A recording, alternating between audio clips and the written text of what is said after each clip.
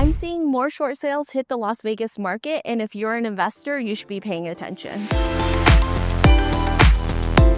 Short sales are starting to resurface in 2026 due to shorter foreclosure timelines and financial strain on buyers who particularly bought in 2022 and 2023 at the peak of the market. This isn't 2008 again. However, we are seeing more underwater homes become more common and lenders trying to root out underperforming loans. As someone who has personally purchased a short sale home in Las Vegas, here is everything I wish I knew before I bought a short sale. First off, what is a short sale? A short sale is when the owner owes more on the home than the home is actually worth. So you choose to do a short sale that requires lender approval for both price and terms. And the seller cannot close on the home without both the lender approval, even if the buyer and seller agree. Time is the biggest risk. Short sales move slow, usually taking around 3 to 6 months for lender approval. So if you have a deadline or financing deadlines, this is not the move for you. Also, remember, you still need to put an earnest money deposit down for short sales, so your capital is tied up with no guarantee that the bank will even approve of your purchase. So patience is definitely required here. Conditions are usually rough and non-negotiable.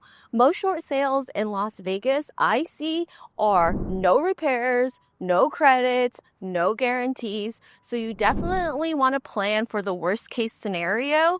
Also, and this one is super important, sellers of a short sale don't walk away with profits. So they don't really have financial incentive to pass on the property in the best condition. So I've seen deferred maintenance, appliances being stripped from the property, tons of personal items being left behind, the condition just worsening since the initial walkthrough.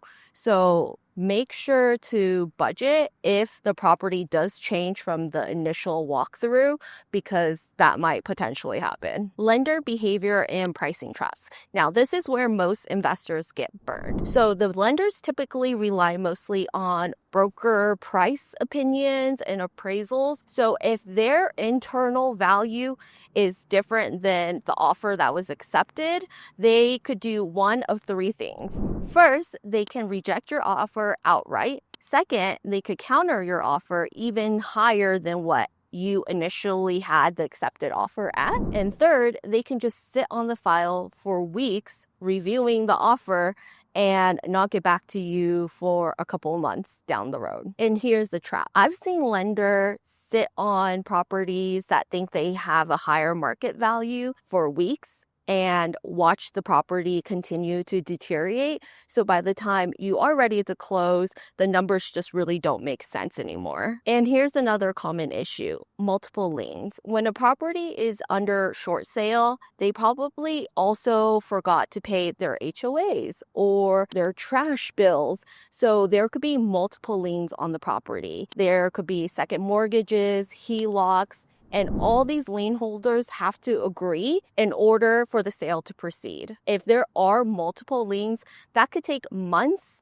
and they could stall or even kill a deal completely. Short sales can be great opportunities, but only if you understand the timeline and risk with short sales. So if you're looking for a short sale in Las Vegas, I love to help. Text the Thomas Group main line short sale, and I'll send you a list of all the current available short sales in the Las Vegas market right now. Thanks so much for watching my video on short sales, and I'll see you in the next video.